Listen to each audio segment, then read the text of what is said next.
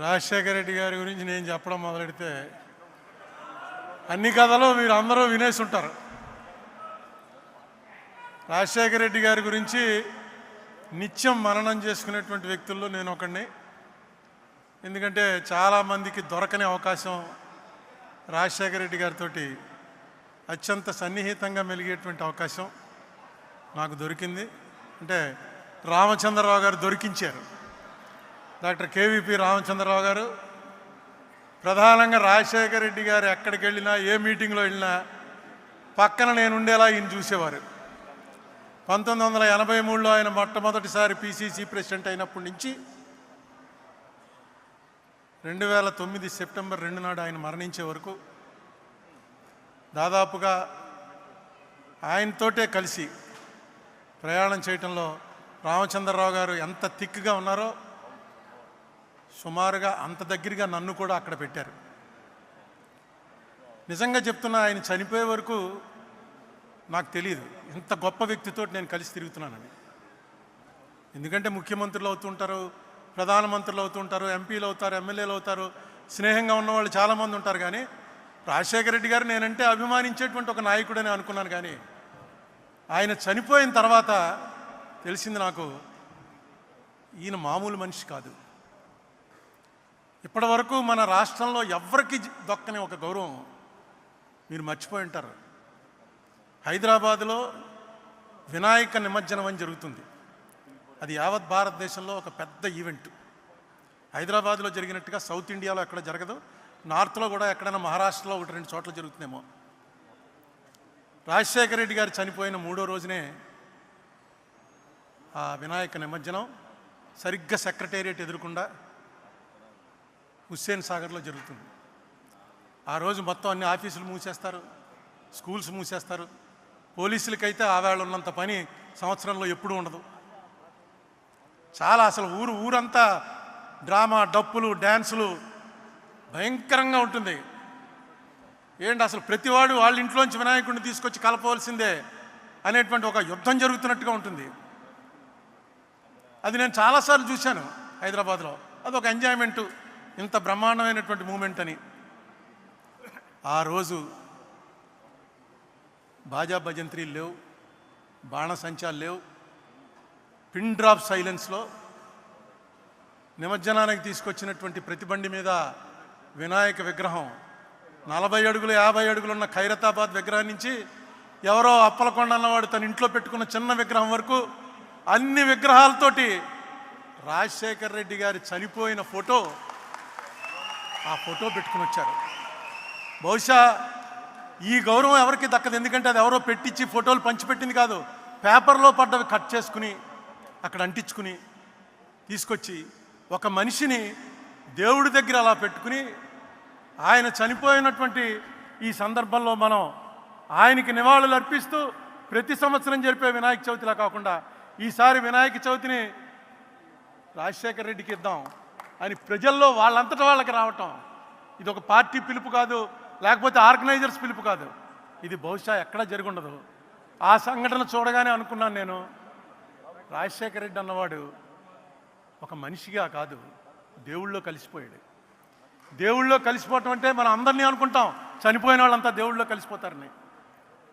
రాజశేఖర రెడ్డి గారి మరణ వార్త విని చనిపోయారని పేపర్లో చూసి ఇది నిజమా, పరిచయం లేని ఒక మనిషి చచ్చిపోతే ఎలా చనిపోతారు, గుండె ఆగి చచ్చిపోయింది, ఆవిడెవరో చచ్చిపోయింది అని పేపర్లో చూస్తుంటే, ఒకటి మా ఊరికి దగ్గరలో ఒక లేడీ చచ్చిపోయినటువంటిది పేపర్లో చూశాను. చూసి ఆ ఇంటికి వెళ్ళాను. ఇంటికి వెళ్ళి వాళ్ళ ఆయన్ని అడిగాను, ఏమండి ఎలాగ ఏంటి అసలు మీ ఆవిడకి ఏంటని. అంటే ఆవిడకి ఏదో కొంత ప్రాబ్లం ఉందండి, కానీ రాజశేఖర రెడ్డి గారు చనిపోయిన తర్వాత ఆవిడ భరించలేకపోయింది. ఏంటి రాజశేఖర రెడ్డి గారు మాకు క్లోజేగా, ఏంటి అంత భరించలేకపోయింది, ఏం జరిగింది, ఎందుకు ఆవిడ చనిపోవాల్సి వచ్చింది అంటే ఆయన చెప్పాడు, ఆయన కొడుకున్నాడు అక్కడ 4 ఏళ్ల వాడు. ఈ కుర్రవాడికి హార్ట్ తేడా వచ్చిందండి, మేము ఎఫర్ట్ చేయలేము, మేము తీసుకెళ్ళి అతనికి ఆపరేషన్ చేయడానికి. రాజశేఖర రెడ్డి గారు ఒక స్కీమ్ ఏదో పెట్టాడు, ఆయన్ని మేము కలవలేదు కూడాను. పిల్లలకి ఎవరికైనా సరే ఈ తేడా వస్తే ఆ ఆపరేషన్కి అయ్యే ఖర్చు, అప్పటికి ఇంకా ఆరోగ్యశ్రీ రాలే, ఆ పిల్లవాడికి సంవత్సరం వయసు ఎంతో, ఆ అయ్యే ఖర్చు అంతా కూడా ప్రభుత్వం భరిస్తుందని డిక్లేర్ చేశారు. ఇది ఊహించలేదు మేము. చచ్చిపోయాడు అనుకున్నాం, ఎప్పుడు చచ్చిపోతాడో తెలియదని డాక్టర్లు చెప్పారు. గుండెలో తేడా ఉంది, ఎప్పుడు చచ్చిపోతాడో తెలీదు. ఆపరేషన్కి 4-5 లక్షలు ఖర్చు అవుతుంది, మీరు పెట్టుకోలేరు. అలా ఉన్నంతకాలం ఈ మందులు వాడుతూ ఉండండి అని చెప్పారు. కానీ ఇదేదో భగవంతుడే ఇచ్చాడు మాకు అనుకుని వాడిని ఆపరేషన్ చేయించాం. వాడు బతికాడు, శుభ్రంగా ఉన్నాడండి. ఈ రాజశేఖర రెడ్డి గారు చచ్చిపోయిన తర్వాత టీవీలో వస్తుంది, అమ్మా అన్నా నమస్తే, అమ్మా నమస్తే, బాబు నమస్తే అని రాజశేఖర రెడ్డి గారిది ఆ పాత క్లిప్పింగ్ ఏదో తీసి టీవీలో చూపిస్తున్నారు.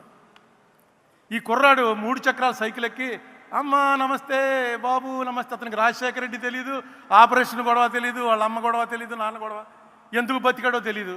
ఆ టీవీలో చూసింది సైకిల్ తొక్కుతూ రైమని సైకిల్ తొక్కుంటూను అమ్మా నమస్తే, నాన్న నమస్తే అని అంటుంటే చూసి ఏడ్చి ఏడ్చి బెంగ పెట్టుకుని మేము తీసుకెళ్ళామండి హాస్పిటల్కి. కానీ పని జరగలేదు, పోయింది.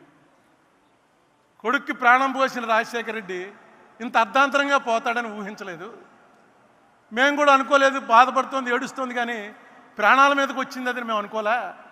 ఆఖరిన హాస్పిటల్కి రష్ చేసేటప్పటికి లేదండి ప్రాణం పోయిందన్నారు. నిజంగా అది మేము కూడా ఊహించలేకపోతున్నాం. ఏ జబ్బు లేదు, వయసు చూస్తే 40 ఏళ్ళు, లేటుగా పుట్టాడు, ఒకడే కొడుకు, వాడు చచ్చిపోతాడా అనేటువంటి దీంట్లో ఉన్నప్పుడు రాజశేఖర రెడ్డే ప్రాణం పోశాడు. ఆ రాజశేఖర రెడ్డి హెలికాప్టర్లో బయలుదేరట చచ్చిపోవడం కూడా ఒక రోజంతా ఈ రాష్ట్రం మొత్తం ఏడిచింది. పార్టీలు మర్చిపోయి ఏడిచింది. గుళ్ళో, మసీదుల్లో, చర్చిల్లో ప్రార్థనలు చేసుకున్నారు. ఆర్గనైజ్డ్ కాదు, ఎవడ మట్టుకోడు దండం పెట్టుకుని రాజశేఖర రెడ్డిని బతికించే బాబు, ఒక్కటే అడుగుతాను, రాజశేఖర రెడ్డిని బతికించే చాలని. ఇలాంటి చావు బహుశా భగవంతుడు ఎవరికైతే నిర్దేశిస్తాడో అలాంటి వాళ్ళకే వస్తుంది. ఒక మనిషి వెళ్ళిపోతూ ఎంత ఇంపాక్ట్ పెట్టి వెళ్ళాడంటే మన మీద, ఎలాంటి ముద్ర కొట్టి వెళ్ళాడంటే మన మీద, బతికితే ఎలా బతకాలరా అనేటువంటి ఒక మెసేజ్ ఇచ్చాడు. అతను ఇందాక పళ్ళవరాజు గారు చెప్పినట్టు జీవితం అంతా అసమ్మతే, ఎవరుంటే వాళ్ళతో ఫైటింగే, ఎవరుంటే వాళ్ళతోటి కమాన్ ఛాలెంజ్ అని. అటువంటి మనిషి 2004లో ఆయన సీఎం అయ్యాక ఒక్క అసమ్మతి లేదు, ఎవ్వరూ ఆయన మీద నోరెత్తలేదు. కాంగ్రెస్ పార్టీలో అలా ముఖ్యమంత్రి ఉండటమే చాలా గ్రేట్. ఎలా ఉండగలిగాడరా అంటే ఒకే ఒకటి, ఎవరు వచ్చినా ఒక నవ్వు. ఆ నవ్వు ఎవరికి రాదు, అదిగో ఆ నవ్వు ఎవరికి రాదు. ఆ నవ్వు నవ్వడం, భుజం మీద కొట్టడం. రోజుకి ఎంతమందిని చూసేవాడో తెలియదు మనకి. పొద్దున్నే వచ్చిన జనాల్ని టెంట్లో, మిగతా మాలాంటి వాళ్ళందరినీ తలుపు దగ్గర ఇలా నిలబడేవాడు. తలుపు ఇలా తీయటం, బయట 50-60 మంది ఆయన్ని నమస్తే అండి, ఏయ్ నువ్వురా అన్నాం. లోపలికి కూర్చోడాలు ఏమీ లేవు. లోపల రాగానే ఏంటి అది కాదండి అంటే, అది కాదు, కాగితం తెచ్చావా, కాగితం తెస్తే కాగితమే అన్న, కాగితం తీసుకోవడం. ఆ కాగితం తీసుకున్నాడు ఆయన అంటే అయిపోయినట్టే, 90% పని అయిపోయినట్టు. ఒకవేళ అది అవ్వకూడని పని అయితే మొన్నటి పొద్దుటికి మనకు మెసేజ్ వచ్చేస్తుంది. ఇలాంటి నెట్వర్క్ ఆయన ఎప్పుడు ఏర్పాటు చేసుకున్నాడో, ఎవరితో డిస్కస్ చేశాడో ఎవరికి తెలియదు. ఈ రామచంద్రరావు గారి ఆఫీస్ ఎక్కడో ఉండేది, రాజశేఖర రెడ్డి గారి ఆఫీస్ ఎక్కడో ఉండేది. ఎప్పటికప్పుడు ఇక్కడ ఏం జరుగుతుందో అక్కడికి తెలుసు, అక్కడ ఏం జరుగుతుందో ఇక్కడికి తెలుసు. బహుశా డెలిగేషన్ ఆఫ్ పవర్స్ అనేది తెలుసున్నటువంటి, నేను చూసిన వాళ్ళలో ఇంత బ్రహ్మాండంగా తెలుసున్నటువంటి ముఖ్యమంత్రి కానీ నాయకుడు కానీ మరొకరు లేడు. ముఖ్యమంత్రులు అవుతుంటారు పోతుంటారు, కానీ నాయకుడు అనేవాడు అవ్వటం చాలా కష్టం. రాజశేఖర రెడ్డి ఒక నాయకుడు. రాజశేఖర రెడ్డితో 20 సంవత్సరాల పాటు ఏ పదవి లేకపోయినా అనేక మంది ఆయన వెనకాల వెళ్ళారంటే ఆ ఫేస్లో ఉన్నటువంటి ఆ గ్లామరు, నీకు కష్టం వస్తే నేను నిలబడతాను రా అనేటువంటి ఒక మెసేజ్ చెప్పకుండానే ఇచ్చేవాడు. ఎవరికి ఆ మాట అనేవాడు కాదు. ఆయన దగ్గరికి వెళ్తే ఆయనతో 2 నిమిషాలు మాట్లాడాక డెఫినెట్గా ఈయన మన కష్టం వస్తే నిలబడతాడు, ఈయనే మన లీడరు, ఈయనకి కన్సూప్ మేరలో ఈయన ఏమి అవ్వడన్నా ఎప్పటికోకప్పటికి ఈయన డెఫినెట్గా ఏదో అవుతాడు, మనల్ని కాపాడతాడు అనేటువంటి ఒక నమ్మకం కలిగించాడు రాజశేఖర రెడ్డి గారు. ఈవేళ ఆయన 75వది, మళ్ళా 100వ జయంతి కూడా చాలా గ్రాండ్గా జరుగుతుంది. అప్పటికి నేను ఉన్నాను. ఈవేళ 100వ జయంతి అనుకుని కూడా వస్తున్నాను. ఇంకా ఎందుకంటే ఈ మనిషి జ్ఞాపకాలు నిలిచిపోయే జ్ఞాపకాలు, మరిచిపోయే జ్ఞాపకాలు కాదు. ఈ మనిషిని మీరు ఇష్టపడుతున్నది ఆయన మీకేదో సాయం చేశాడని కాదు, ఇలాంటి వాడు ఒకడు ఉండాలిరా అని. సాయం అక్కర్లేదు మనకి, ఆ మనిషి మొహం ఒకసారి తలుచుకుంటే ఒక్కసారి తెలియకుండా ఆనందం కలుగుతుంది. ఇదే పరిస్థితుల్లో రాజశేఖర రెడ్డి ఉంటే ఏం జరుగునరా అనుకుంటే ఖచ్చితంగా మంచే జరుగుతుంది అని మనకి నమ్మకం వస్తుంది.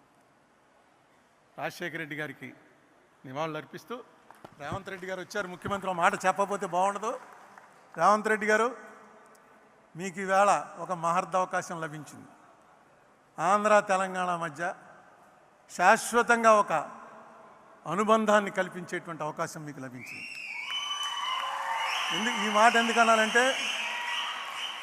ఎందుకన్నానంటే ఇది కాంగ్రెస్ వాళ్ళే చేయగలరు. కాంగ్రెస్కు ఉన్నటువంటి జెనెటిక్గా కాంగ్రెస్ ముఖ్యమంత్రి అనగానే ఆయనే చేయగలడు ఈ పని. మన మధ్య ఆంధ్ర వాళ్ళకి ఏనాడు కూడా తెలంగాణ వారి మీద ఏ రకమైన కోపం లేదు, ఏ రకమైన ద్వేషం లేదు. అది మీకు తెలుసు. మీకు మా మీద కోపం వచ్చింది, దానికి ఒక కారణం ఉంది, అది మాకు తెలుసు. లేకపోతే పొన్నం ప్రభాకర్ నేను 5 ఏళ్ళు మాట్లాడుకోలే. 5 ఏళ్ళు రోజు ఇద్దరం ఎంపీలం బాగా క్లోజు. అలా మోహన్ చూసుకుని పక్క పోతూ రుద్రరాజు తండ్రి చచ్చిపోయిన రోజున మళ్ళీ వస్తే ఏం పొన్నం అంటే ఏం అరుణ అన్నాడు. ఏంటంటే కారణం రాజకీయ కారణాలు. ఈ కారణాలన్నింటినీ కూడా ఒక్కసారి దాని మీద దృష్టి పెడితే రేవంత్ రెడ్డి గారు ఖచ్చితంగా వీటిని సెటిల్ చేయొచ్చు. ఆంధ్ర తెలంగాణ ఓన్లీ టెక్నికల్గా 2 రాష్ట్రాలు తప్ప ప్రజలు మాత్రం ఒకటే అనే మెసేజ్ ఇవ్వగలరు. దీనికి ఏం చేయాలో అది అడ్మినిస్ట్రేటివ్గా ముఖ్యమంత్రుల మధ్య మీరు ఏం చేస్తారో అది ఎలాగా చేస్తారు. ఇక్కడ రాజశేఖర రెడ్డి కూతురు కూడా ఉంది, ఆ సంగతి మర్చిపోవద్దు. రాజశేఖర రెడ్డి కూతురు రిప్రజెంట్ చేస్తూ ఏమి చేస్తే ఇక్కడ వాళ్ళకి బాగుంటుందో, ఏది మీకు నష్టం లేకుండా కష్టం కలగకుండా ఆంధ్ర ప్రజలకి ఉపయోగకరంగా ఉంటుందో ఆ ఆలోచన మీకు ఆల్రెడీ స్టార్ట్ అయింది. దాన్ని ఇంకొంచెం పెంచండి. రామచంద్రరావు కేవీపీ లాంటి వాళ్ళు ఎలాగా ఉన్నారు మీకు హైదరాబాద్లోనే ఉంటున్నాడు ఆయన. మీకు ఎప్పుడు కావాలంటే అప్పుడు సహాయపడతారు. ఖచ్చితంగా ఈ క్రెడిట్ మాత్రం రేవంత్ రెడ్డి గారికి దక్కటం కోసమే ఆయన ముఖ్యమంత్రి అయ్యాడని నేను తలుస్తున్నా. రాజశేఖర రెడ్డి గారి ఆశీస్సులు ఆయనకి ఎప్పుడూ ఉంటాయని నమ్ముతూ సెలవు. గౌరవ